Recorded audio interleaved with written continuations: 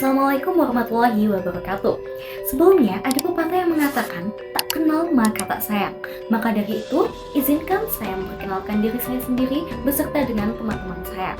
Saya Madinah Durahmawati beserta dengan teman-teman kelompok saya. Saya Faik Naufal Cipta Dinata.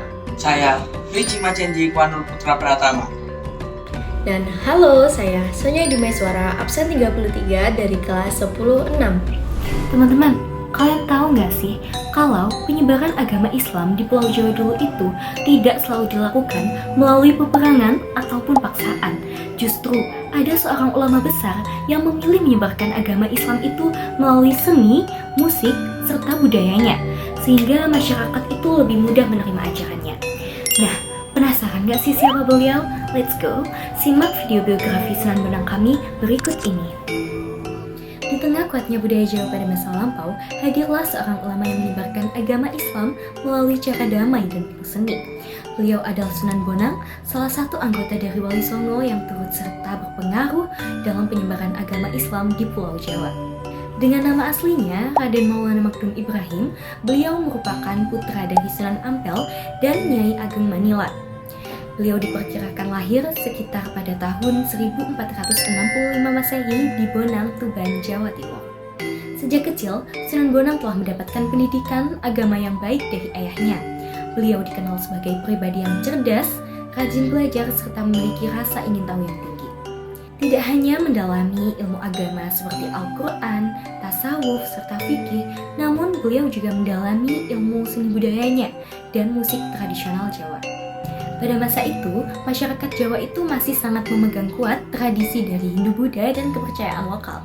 Sehingga dalam menyebarkan agama Islam itu diperlukan cara yang bijaksana agar masyarakat dapat menerima dan tidak menimbulkan pertentangan.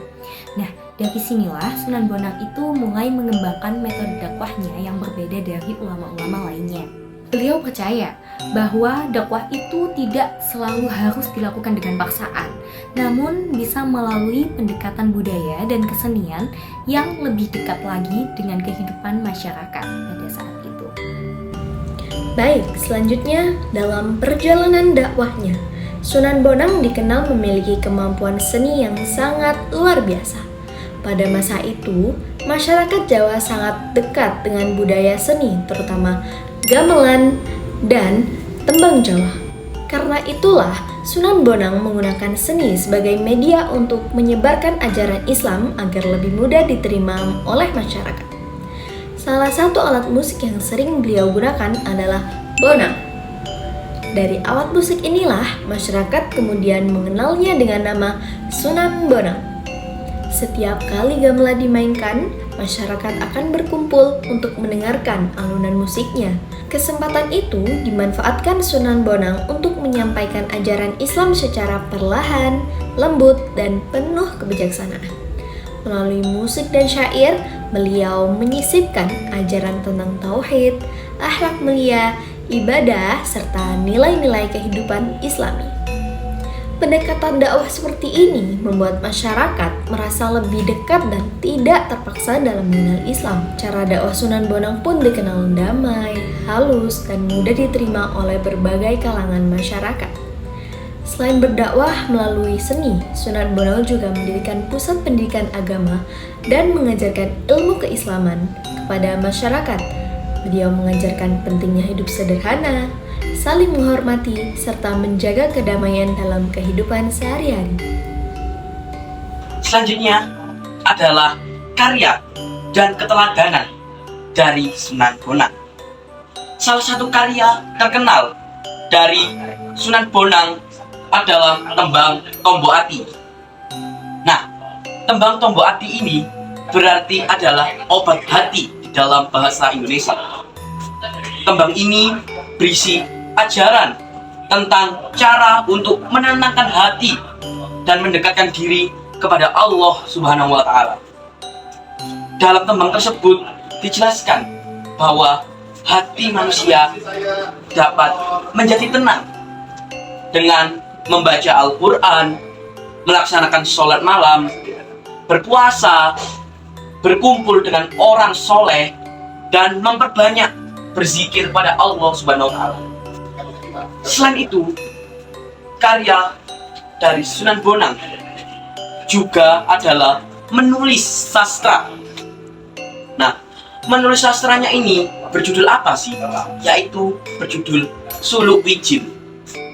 Karya ini berisi ajaran tasawuf, pengendalian diri, serta pentingnya ilmu pengetahuan dan akhlak dalam kehidupan kita sehari-hari sebagai seorang manusia.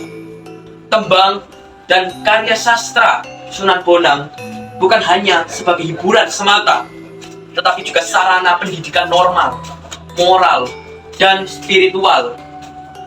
Ajaran beliau menekankan agar kita itu membersihkan hati, lalu menjaga perilaku, lalu kita itu harus mendekatkan diri kepada Allah Subhanahu wa Ta'ala. Dalam kehidupan sehari-hari, kita itu harus yakin bahwa Allah Subhanahu wa Ta'ala selalu berada di hati kita. Sebagai anggota Wali Songo, Sunan Bonang memiliki hubungan erat dengan para wali. Beliau juga dikenal sebagai guru dan juga merupakan pengajar dari para wali sebelumnya. Siapakah wali itu? Yaitu adalah Sunan Kalijogo dan Sunan Derajat adalah murid dari Sunan Bonang.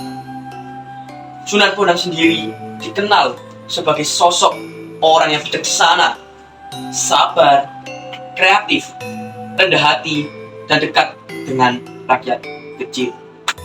Itu tadi adalah karya dan keteladanan dari Sunan Bonang yang patut kita contoh dalam kehidupan sehari-hari, dan suatu saat kita pasti bisa untuk menciptakan suatu karya seperti beliau yang berguna bagi masa depan bangsa. Nah, dari kehidupan Sunan Bonang, kita dapat meneladani sikap kreatif dalam menyebarkan kebaikan, semangat menuntut ilmu, serta pentingnya menjaga kedamaian dan menghargai budaya. Beliau mengajarkan bahwa agama dan budaya dapat berjalan berdampingan selama membawa nilai-nilai positif bagi masyarakat.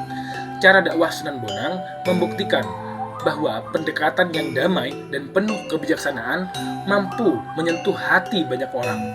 Sunan Bonang wafat sekitar tahun 1525 Masehi dan dimakamkan di Tuban, Jawa Timur. Hingga saat ini, makam beliau masih sering diziarahi masyarakat dari berbagai daerah sebagai bentuk penghormatan terhadap jasa beliau dalam menyebarkan agama Islam di Nusantara. Pengaruh Sunan Bonang sangat besar bagi perkembangan Islam, seni Islami, pendidikan pesantren, dan budaya Nusantara. Hingga sekarang, nama beliau masih dikenang sebagai salah satu tokoh penting dalam sejarah Islam Indonesia. Demikian biografi singkat Sunan Bonang, Semoga kita selalu dapat meneladani Semangat dakwah kebijaksanaan, Dan ketulusan beliau. dalam menyebarkan kebaikan. Terima kasih. Assalamualaikum warahmatullahi wabarakatuh.